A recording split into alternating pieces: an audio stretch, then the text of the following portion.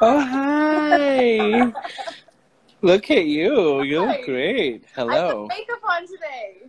Yes, I mean, I don't have makeup, but I put cologne on, if that counts. I was like, my cologne bottle probably thinks I've died.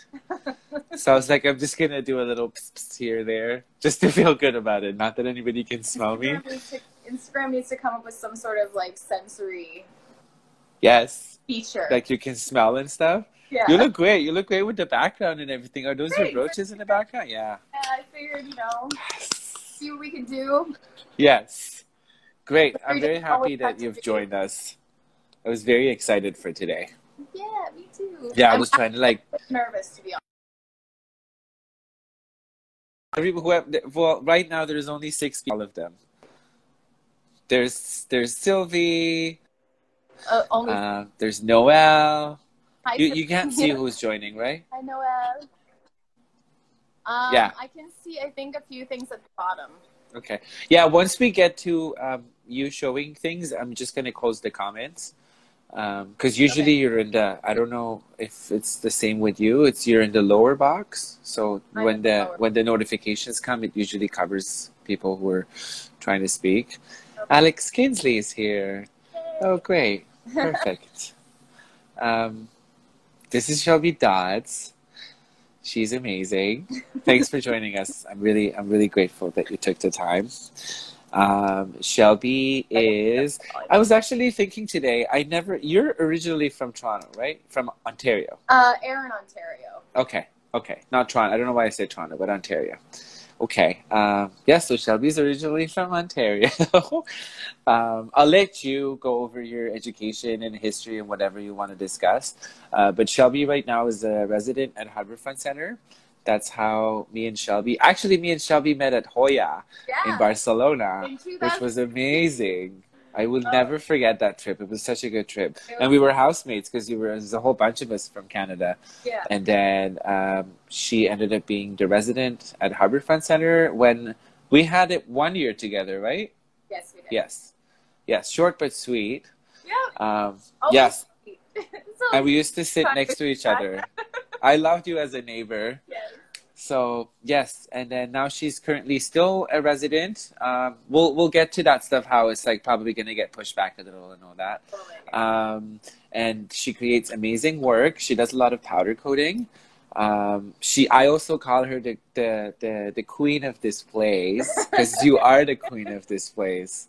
Thank you. She's really good with displays. And I asked her when I was talking to her on the phone last week, I asked her if she could show us some of her talents, some of her display talents, and I think she's prepared something. I prepared a display for you. It's a little bit dark. My apartment in the place where I set it up is a little bit dark, but it's fine. I'm sure it's fine. I'm going to go around and turn on a bunch of lights and hopefully Perfect. that'll help. I was actually thinking you should probably host some like online lessons for, now is the perfect time for displays. Because the first time third time actually, I was doing the Toronto Outdoor.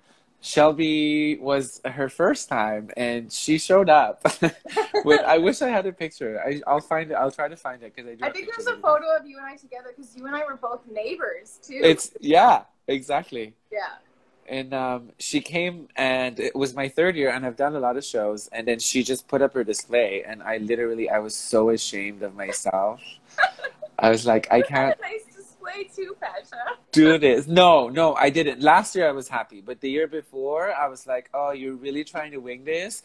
And once you have a good display, it made such a big difference. And you have very good taste and you're really good with your coloring and everything. Oh, Paul's here. Hi, Paul. See, Jade is saying she will watch you do a video of displays. We'll get you started. We'll get you started with MetalAid to have your own channel of teaching people how to do displays. I love it. Yes. So let's get started. I know you had a very busy year that passed. Last year was a year. So you go ahead, talk about whatever you want, and then let's cover what you did last year because I think you've had an amazing year. Yeah. Also, I should mention that Shelbey does a lot of shows internationally and locally. So she's a good person to talk to. You've done Hoya 2 times, right? I only did the Hoya when you and I went to Hoya. I was just going actually as like kind of like a research trip to see if it's something that I would want to do, and then it just so happened that almost the entire MetalAid team at the That's time true. was there. I never thought about that. And yeah, so I guess I'll tell you a little bit about myself. From Ontario. I studied jewelry design and metalsmithing at NASCAD in Halifax. Then I did a residency program there, which was about 9 months, sort of a professional development residency before coming to Toronto, back to Ontario to do the Harbourfront Artist in Residence program. And I am in my final I guess like 6 months. 6 months, okay. Of the residency. Due to COVID, what they've been able at the Harbourfront Centre to offer us in our last year is just a 1 month extension. It's it's a tricky situation and a difficult time. Right. So those of us who would be ending in September have the month of October as well. Okay. Now.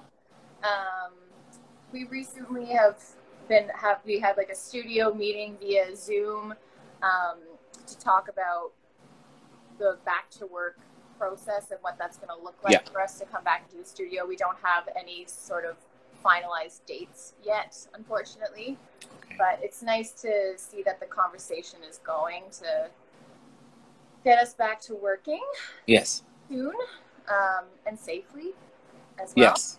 For sure, because it's shared studio spaces, Yeah, and so that's nice, because, at the beginning of this, I did have the opportunity to go into the studio before everything was, like, fully shut for the duration of this quarantine, and grab a few things, and to be perfectly honest with you, I had my toolbox in the corner of my apartment, and pretty much until today when I was putting everything up, it kind of went untouched.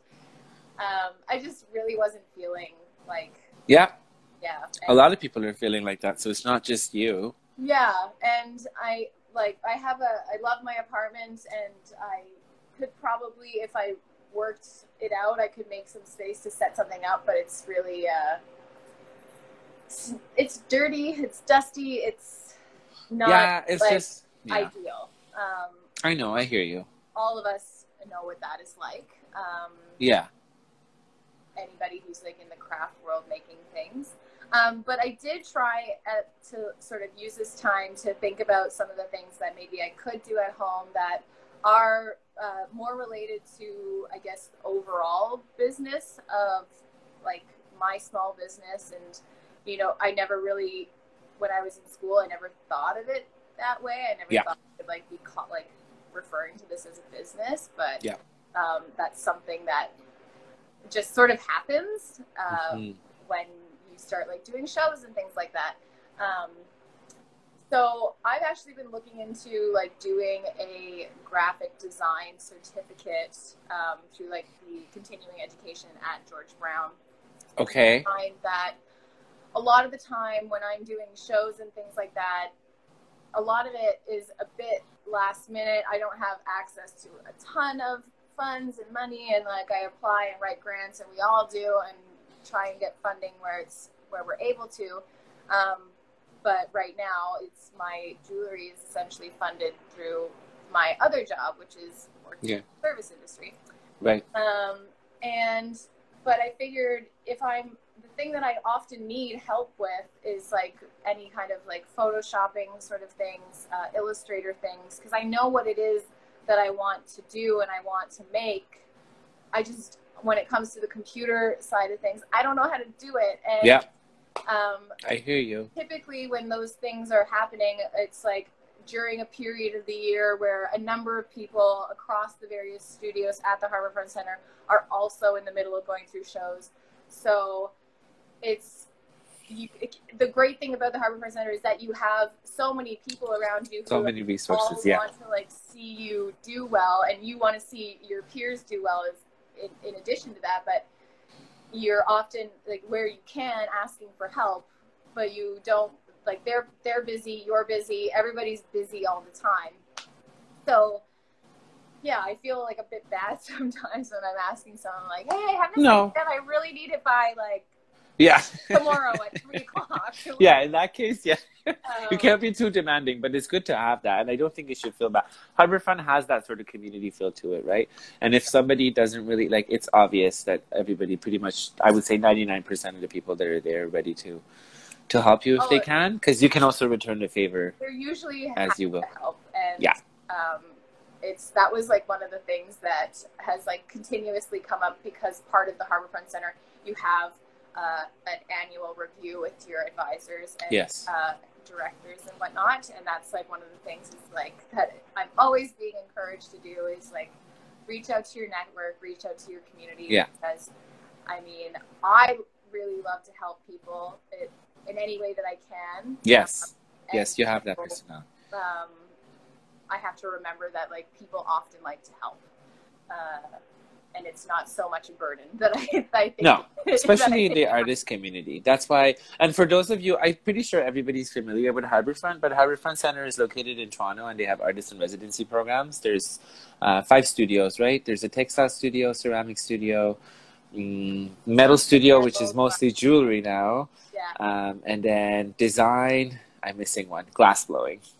So, and usually every year there's 2 to 3 people coming and 2 to 3 people leaving, and you get up to 3 years, sometimes with the exception of 4 years for some people. So I actually had a question for you. So you said that you guys are getting another extra month. Does that mean that the new residents are also going to start later, or no? I think that as things stand at the moment, I think that the plan is to have the new residents come in September. Okay. So that there will be like that month overlap of the new residents and senior residents, I suppose. Which always ends up working out. Like the 3 years that I was there, we never had an issue with like too many people in the studio. It's nice to see new people in the studio and talk to them and get to know them and whatnot. Yeah, it's exciting. Oh my God, I have so many questions. So did you guys I'm assuming you guys did online interviews? Yes. This year. Okay, that must have been, did you do it on Zoom? We did. Oh my God, okay. Zoom gives me anxiety now. Whenever somebody's like, come on Zoom, I'm like, no, how about we just talk on the phone?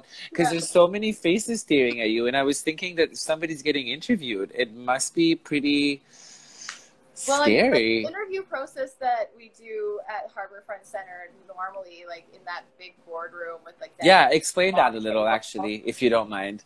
What's that? Explain it a little bit, if you don't mind. So typically the interview process at the Harbourfront Centre is you have the current residents. So there's typically 6 people. So the current residents are there. Melanie Egan, our advisors, Leaf and Patricia, and as well as our coordinator, I guess. Lillian will also be there. And it's about a 45 minutes interview / portfolio presentation. The one thing that was a bit unfortunate, but it's like just yet another one of the pivots that we've all had to adjust to, given COVID, is we couldn't like physically touch work, because typically in the past you would set up a portfolio presentation, you're like presenting to this group of residents, etc. And then afterwards there's like a Q&A, and then you as residents get to examine the interviewees' work and whatnot, which is, I think, a really valuable component. And again, just a pivot, Oh wow, I didn't know that at all. So I didn't even think about that. Yeah. So most of in like this particular circumstance, people were just like holding up, if they had work available to them, they were holding up work for us to see as best we could. Okay. And you just do what you can. Yeah, it's weird. It's so weird because like I remember one of the biggest parts of that interview was seeing the work. And touching it and looking at it and turning it around. I think it's really important. Yeah, it is important.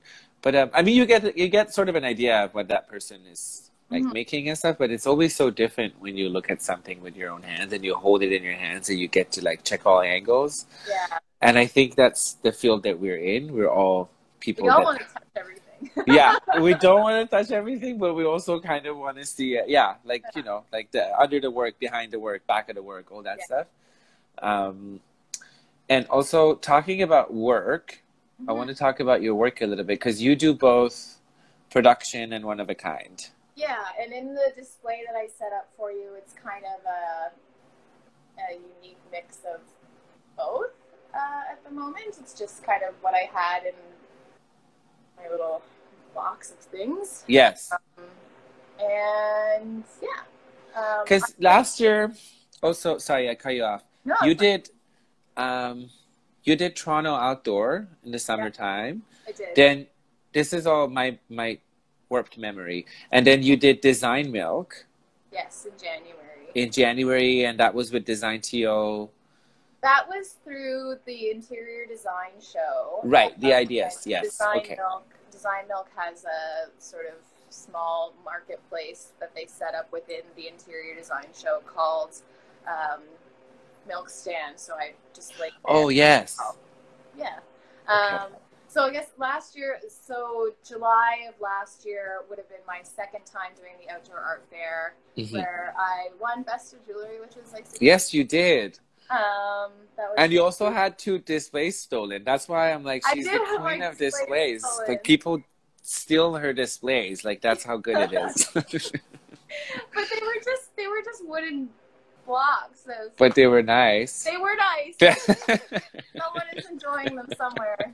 I don't know. That's also a thing about, it's just a part of the gamble, I guess, if you're going to do an outdoor show. Yeah. That's set up in downtown. It's like, for sure. It's all over their website. It's not a secret. They're like, it's up to your discretion. And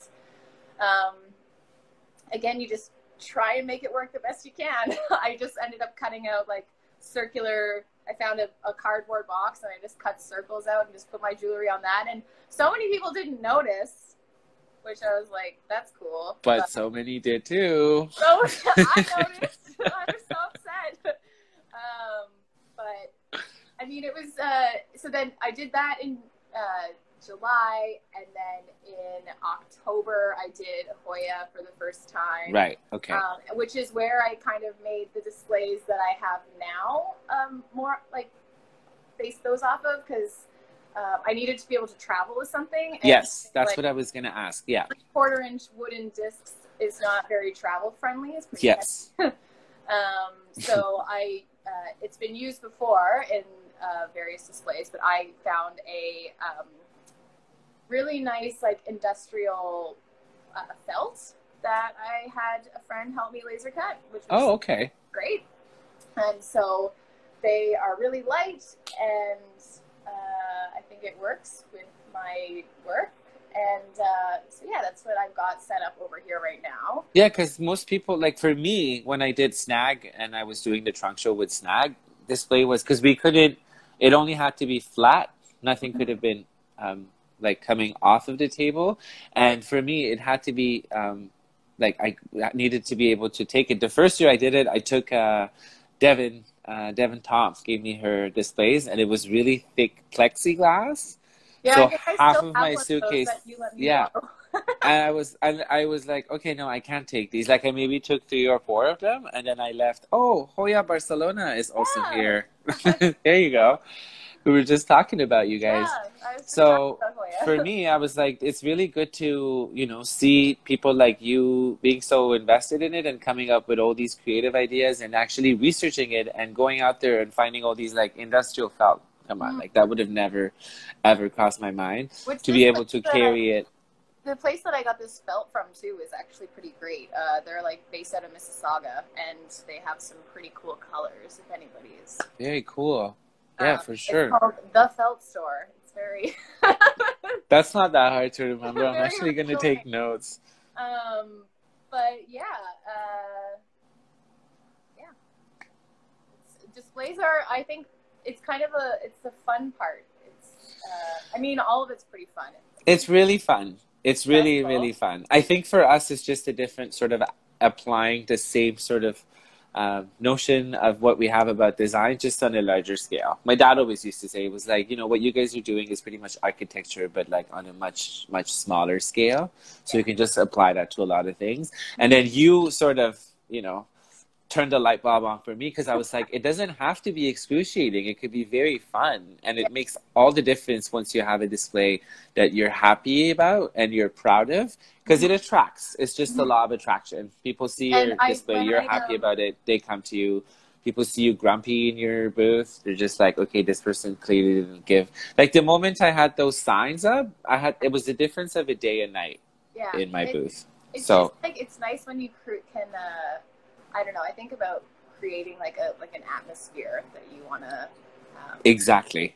That's what I was trying to. You're inviting. You want to like invite people into, whether it's a booth or a table or whatever it is that you're showing your work on. You want like people to like feel as though they want to come over and like be curious about what it is that you're showing off. When I did Design Milk back in January, I had a totally different display in regards to like the backdrop.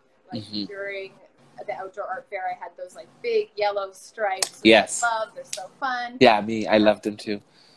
But I did something totally different with Design Milk, which is we had pegboard, and I just went and got a whole bunch of like dollar store mirrors, and I hung them all up in different ways, and then I just like made it more about the table that was in front rather than what was hanging behind. And I'm still kind of like processing how they really relate to one another. Yes.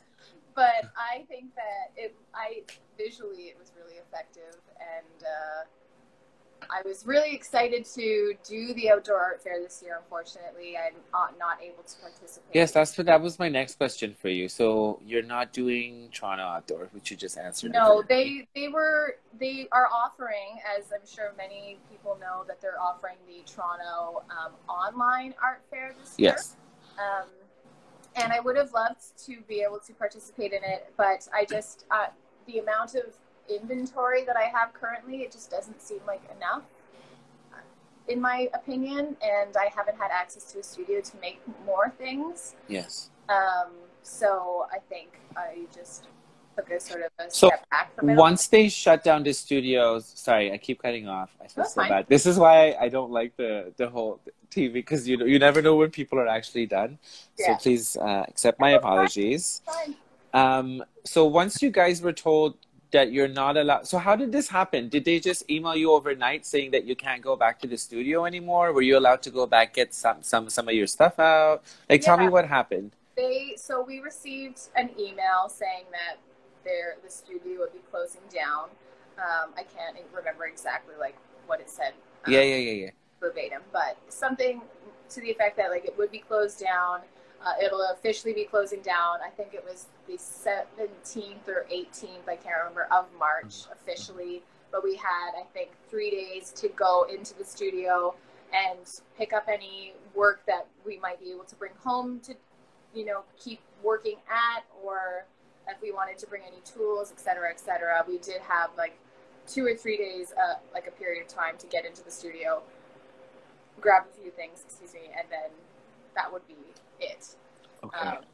And yeah, then we had a meeting, I think it was last week or the 28th of May. It's like hard to know what day of the week it is anymore. But to working on getting back into the studio, and again, we don't know exactly when that's going to be, but fingers crossed we can all like return safely soon. It's just the reason why I'm asking, because I had numerous conversations with people from not just from the metal studio, but other studios too. And it was a bit, what's the right word? It's a bit heartbreaking to see that so many people really can't do anything, because they were mostly also, all of us pretty much had second jobs because we don't have an income at Harbourfront. So we still have to make money. Yes, the studios are almost free. Equipment is free, but you also need to pay for your rent, you need to pay for material, and we're not in a very cheap industry. That's why I'm like, I'm never going to get rich because whatever I make is just going to go down into material again. But it was very heartbreaking when I was talking to a few friends at textile and ceramics and glassblowing, and they were saying that and they were mostly, their second jobs were either waiting or cafes and all that stuff that are closed.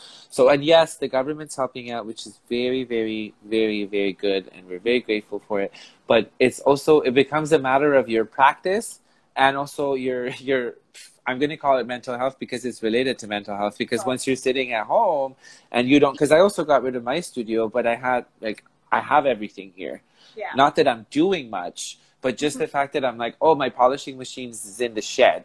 Worst comes to worst, if I have to do something, I can just pull it out and, you know, use an extension cord and do it. But to know that just overnight, and to hear that you guys can't do Toronto Outdoor, which for me, Toronto Outdoor, it's not going to be the same this year, but for me, it's the biggest chunk of my income throughout the whole year. I love, and I really like doing that show. It's a great show. It's really fun. Last year, I really tried to make an effort to, like, I purchased a tent for myself because, like, it's a show that I want to keep doing, and you know, just like each year trying to make like steps to, you know, making things easier, and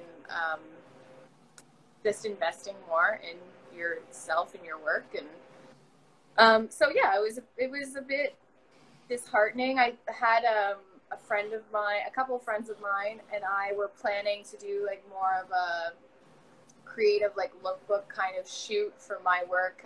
My friend Ro, he is a photographer, and he was doing a bursary program through the Artscape Daniels Launchpad. Okay. So he was going to have access to that full lighting and photography studio there. So that was kind of the thing that I was getting ready to do before quarantine happened. And he was really great to work with. He was sending me mood boards of all these things of like, I think that we could, if we're going to use any props, like we could use like, what about these ideas? And if you want makeup for your model, how about these ideas? And like basically the day is going to be like bum, bum, bum, bum, bum. Like we're going to get shot, like close-ups of this. And it was so great. And I was really excited because I think that's like one of the things that I am kind of missing. Is I don't really have like those sort of shots of my work of it being worn, and I think it really adds to it. It makes it easier for someone to like understand it when they see it being worn. More. Mm-hmm. I feel like I sell the most work when I'm the one wearing it. And for sure, definitely. People, like, same here. This is what it looks like, and yeah. So I hopefully, like, when that can, you know, we can get back to that and still make that happen. I don't see why we can't eventually when all of those facilities are available to us again. Yeah. Good. Yeah, it's just, you know, it's just heartbreaking that the whole scenario for me is that it brings our attention to the fact that a lot of our bigger organizations and institutions weren't really ever prepared for anything remotely close to this. And I'm not pointing any fingers at anybody. We're all in this together. None of us were prepared. But I think it's definitely a big alarm for a lot of institutions to take this into consideration, that there might be, you know, because also we live in a country like Canada. There's never talk of war. There's never talk of, you know, anything bad. But usually if it's, you know, a lot of unrest at the moment. Yes. So I think 2020 really proved to us that, yes, we're very technologically advanced. We think that we're at the pinnacle of the, you know, like democracy and blah, blah, blah. But really we're not. We still have a long way to go. We need to work a lot. And we also need to be very well prepared for emergency situations like this, because people like you and people like other artists that are Harbourfront Centre, I don't want to make this political or anything at all, and I don't want to throw you under the bus, but I think the situation could have been dealt a little bit better, where you guys weren't really left out in the dark for so long without having any access to things. I wish I knew what to offer as like another suggestion as a solution. I don't have another solution for Um, yeah, I mean, But I think it needs to be talked about and it needs to be thought through, especially by the organizations themselves. Like, be like, if this happened again, what can we do to prevent a lot of people from not having any work or access to studio? To making work, or,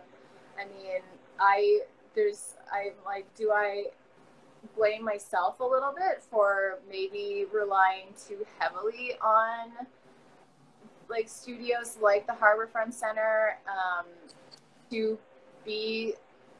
But isn't that what they're there for? Like, isn't that, you shouldn't be, because you're going there thinking, because this is not your studio. If it was your studio, I would have been like, sure, yeah, this is your fault. You should have prepared better. But once you're going in there with the notion that there's a whole bunch of people working on this, you know, and there's a whole bunch of system that's overlooking this, then you're like, okay, I'm just going to focus on my artistic background and behavior, and it's called artist in residency. Yeah. You know, like, you guys are a resident there for the, like, you don't have to be worried about, oh, what if I'm not going to be let in the studio for 3 months? Yeah, I mean, I don't think the world was planning on having no that happen, but no I think that, and I certainly hope that we come out of this with like things. I want things to be different on the other side. I'm sure a lot of people do. I think we will. I'm hopeful that we will. People also have a very short-term memory, unfortunately. But I'm hoping that the changes that we went through, some of them might be able to help us become better down the road.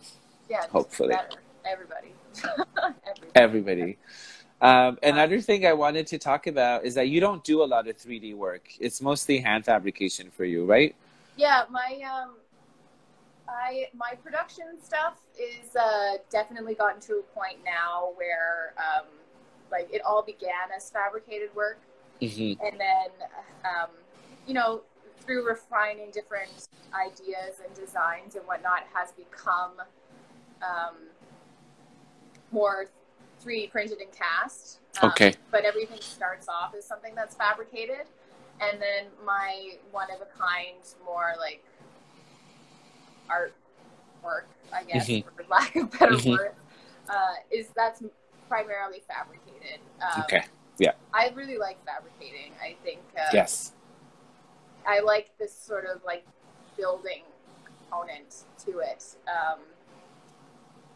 Yeah, where your work has that element to it, mm-hmm. that you get that feeling that you love fabrication. And I've personally seen you behind your bench, so I know that you're really, I see you, because me and you have kind of a close work aesthetic. I see you play around with a lot of things, you know, putting them side to side, dissecting, cutting, different angles, all that. So I know that. One thing that is I really like about fabricating larger pieces, mostly at the moment, it always ends up being a brooch. I really want to. Yeah. When I am able to get back into the studio, I think I kind of want to just be able to. I don't really want to apply for any shows when I get back into the studio. Yeah. I'm thinking recently, because I'm like, I just want to make stuff. Yeah. It's always the pressure of like this deadline and this needs to be done for here, and it's always this like, it's just like a whirlwind all the time. Yeah. Like, I don't really know when I'm sleeping, and I got to go to work at this time, and I got to do this, and I got to do this, and I got to do that payment, and like this needs to be here. And I mean, I guess part of it's a bit fun. You're like, I'm like slowly driving myself crazy, but in a way that I kind of like. Yeah. Yeah. And I think maybe that's maybe that's how some artists work, I guess. A lot of it's how it's like, yeah. There's very many different ways that our artists work, and they're all I think they're all right. And I really hope that I can. It doesn't always have to be such like a whirlwind of chaos. That it could be something that just comes together. You know, you're like, oh, that was like so smooth. Like I didn't freak out at anybody. Yeah, exactly. My poor mother gets the brunt of it. I love it. She's always my right hand lady. And I think a lot of mothers are, Yeah, we actually did talk about this last time too. Yeah. Yeah. What else did I? Okay, so I asked this question. Can we see some work? Sure. Yeah. Let me go. Yeah, you do. Get ready. Whatever Another you need to do. light and see if I can make this a little bit brighter for This you. is my favorite section of the talks when I get to see people's works at their homes and things yeah, like that. Okay, and their so studios. I'm around. So is it bad if I turn the camera like this? Oh, here, also gonna, sorry guys, I'm gonna turn the comments off, but also do send us questions if you have any questions. See what I'm talking about? It's like, this is pretty spectacular. Wow. So I tried. It's like, this is just my little desk at home, but I'll kind of get a little bit closer. Yeah, no, that's perfect. The lighting is good, actually. Okay, good. So these are just some earrings here. Sterling silver with powder coat. These ones are actually cast in brass and then powder coated with sterling silver backings on them. Oh, you do your casting in brass?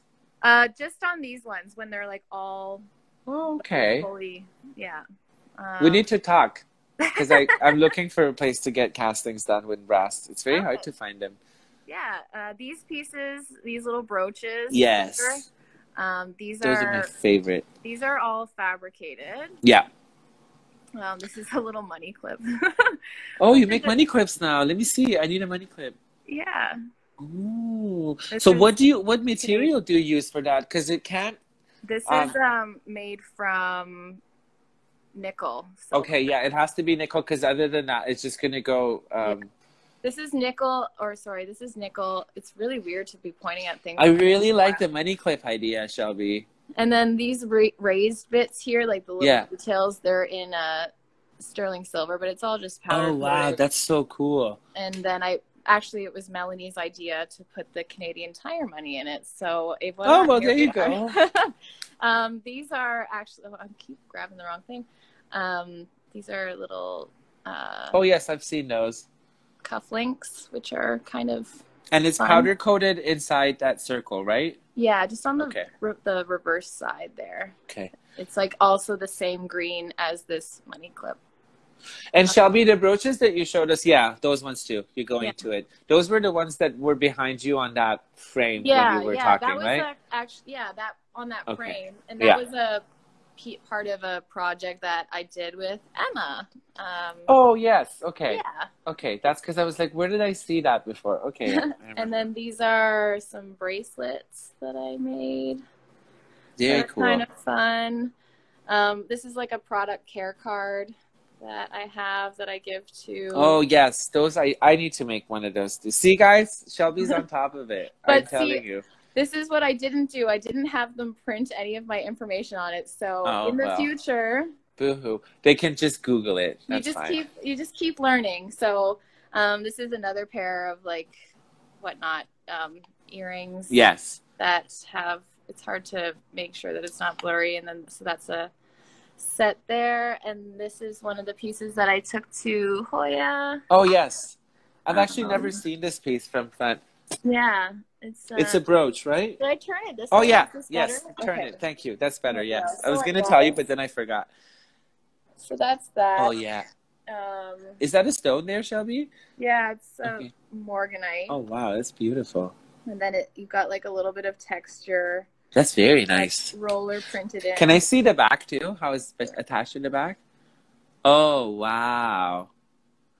Jesus. Yeah. So that's the back side. Wow, that's very nice. I've never seen that one from front. I really like that. It's beautiful. Thanks. This is one of the pieces that I applied to the Harbourfront Centre with. Yes, I remember that. I've held that piece. I really like it. This one I think is, oh my goodness, this one I think is pretty cool. I want to like continue to work with this. Where is the? You're getting a lot of hearts down there. You see them? Everybody's loving this. Yes. So actually, Sylvie. Wow, Shelby. This book, which is so great. And Sylvie, I have to give you your book back, so don't let me forget. Wait, which book is it? It's called To the Point. Oh my God! Do you know how long I've been looking for that? Sylvie, can I borrow it after her? It's, yes, okay. I think she sent us a heart. This is another piece here, which is fabricated in nickel, and then those are brass. Oh, cool. And then the one yellow one in the corner has some flocking on it, which I don't think you can really see. What's flocking? It's like here, one second, I'll just show you the back. The back is pretty cool. Oh wow, that's amazing. But flocking is sort of like, it's like a little bit of a felty kind of thing that is used often in the lining, like the inside of a jewelry box or something like that. Yes. So, okay. The only problem is that it can get kind of dirty really easily, and you can't really wash it. So it's better to have it on like concave surface. Concaves, yeah. This is a necklace that I love the necklaces too. Here. And this is a piece that I made that is actually kind of what I made this bracelet. Oh yeah. So I like to make the bigger pieces because then I can use some of the elements that I've figured out how to make in more production stuff. Yes. So that's another brooch. I'm really into. But what's the material? It's the other side, the metal part, the one that without nickel. Okay, nickel. And then this is all powder coated brass. Yeah, I figured. Yeah, the nickel, because it has a very. I thought it might be alumina at the beginning, but then it's a little bit darker. Yeah. So I was. So that's nice. That's my display for you. No, it's amazing. It's the best I can really do. This is amazing. I'm really glad that you did this for us. Yeah, I mean, I like doing it. I think it's kind of fun. I know, and I was like, let's give her a little mini project. Yeah. To like. And this piece, I actually was Shelter Bay, which is a company, a Canadian company. They do like more. I think they do more like lighting fixtures and things like that. Shelter Bay. I think it's a partner. They're partners. Anyways, it was a part of like the design love shop through Design TO. Okay. And that was not this past the January, this past one previous to it. And the organizers of that it was like a one-day thing. The organizers of that made each of us, all of the people participating, those laser etched acrylic signs, which I'm like, these are perfect, and have since used like laser etching of signs with different types of acrylics in my displays since then. That's good. Yeah. That's perfect. I'm learning a lot. I'm taking notes of everything that you're. I already have the Feld store and then the Shelter Bay, so I'm learning a lot. Yeah. Did you have any shows that got, aside from Toronto Outdoor, obviously, any other shows that got canceled for you because of COVID and all that stuff? I think you and I had maybe talked about this, where there was the Craft Ontario was offering. Yes, I was very disappointed about that. Yeah. Land. Yeah. Yes, which is held at like Richmond and Peter. Yeah.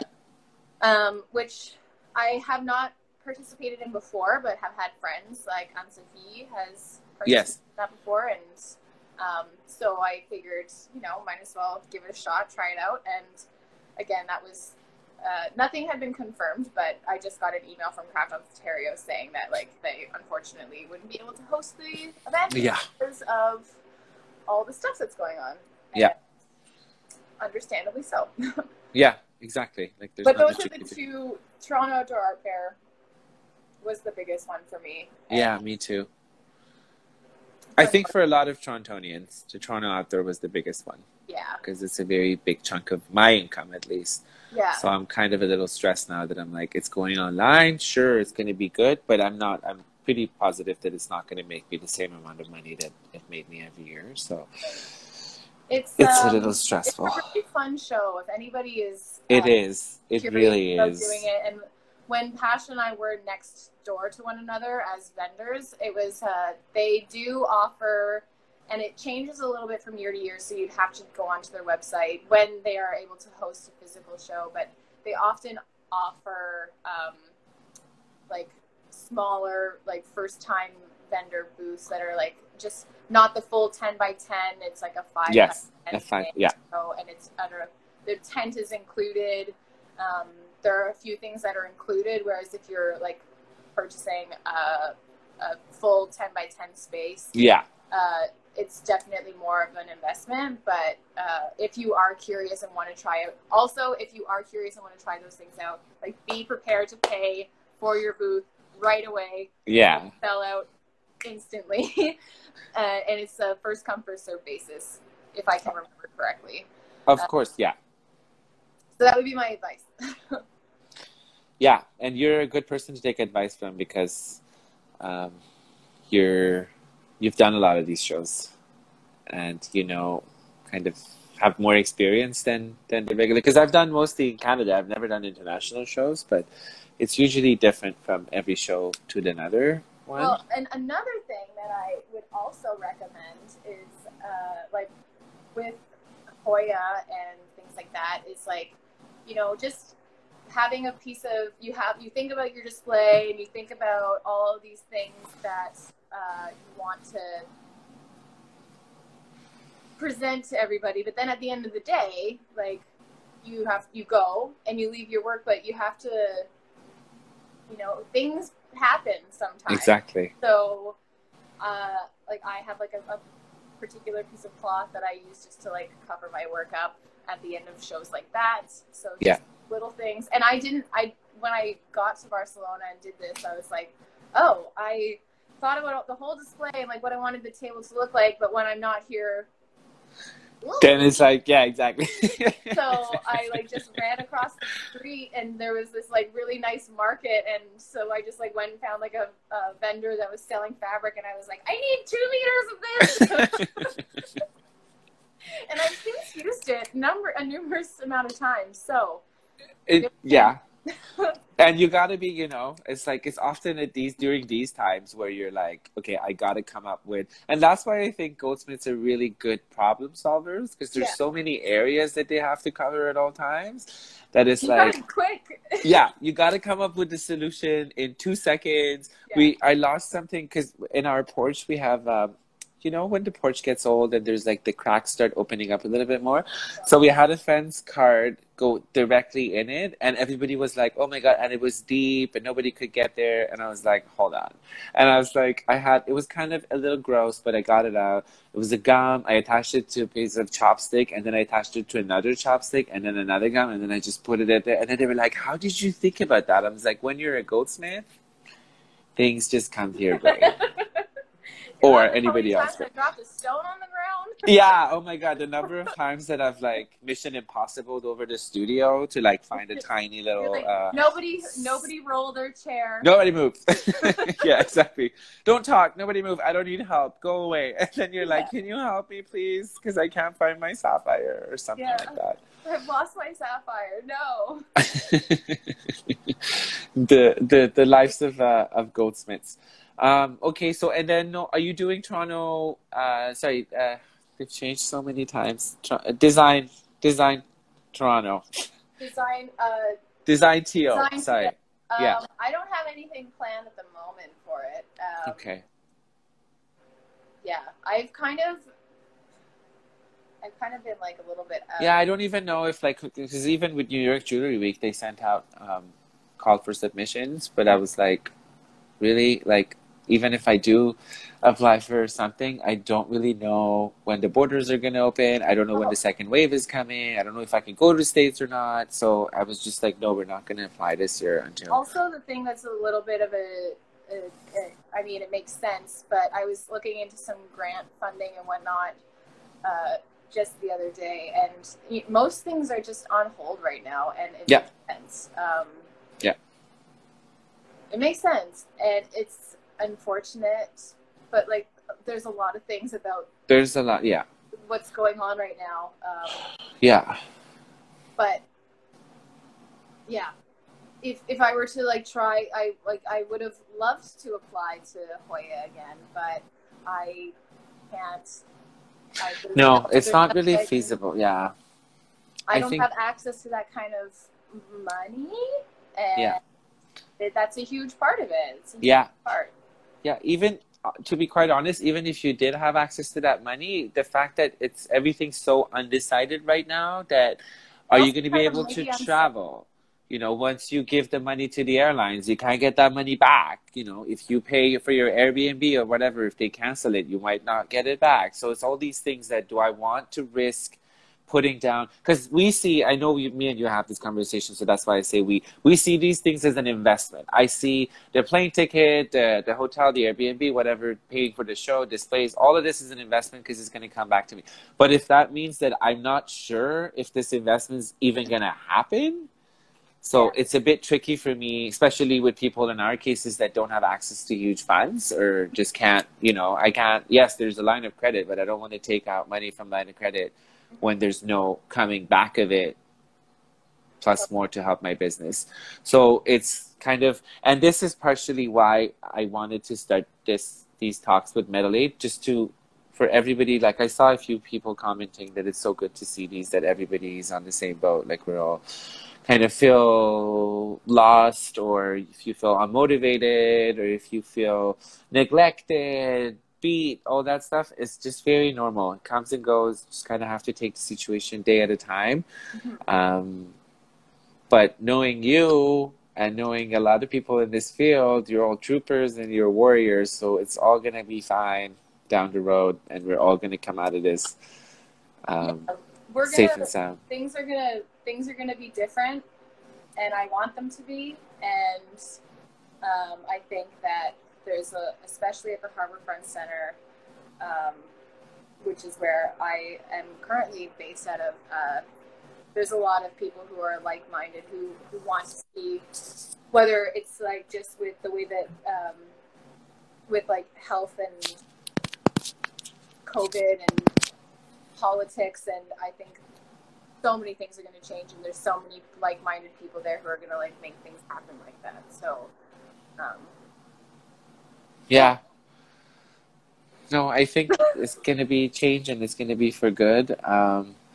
And it's 6:22. I'm not going to take any more of that. I know we've talked about, I just looked at the time and I was like, that's when you know you've had a good chat. Wow. It's 6:22. Yes, I really appreciate you being here, Shelby. Thank you. Guys, Shelby is very approachable. So if you have any questions, and sorry if I don't know. Send her an email, shoot her a message on Instagram. She's, as I said, she's the queen of displays. So if you have if you want any feedback or anything, I'm just going to call you the queen of displays from now on. And your work is great. You're great. Thank you again.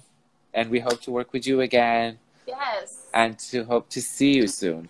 Yeah, likewise. I mean, we're on our way. We're on our way. And we're hopefully going to have another MetalAid meetup. Yeah. Everybody. Thank you to everybody who joined us again. Thank you, Niggy. Thank you, Sylvie. Thanks for looking at my work. Thank you, Chantal. Yeah, your work is great. I really enjoyed watching your work, looking at your work, and hearing you speak. Awesome. Thank you again. Thanks, everybody. Bye. See you on Tuesday with Guyane.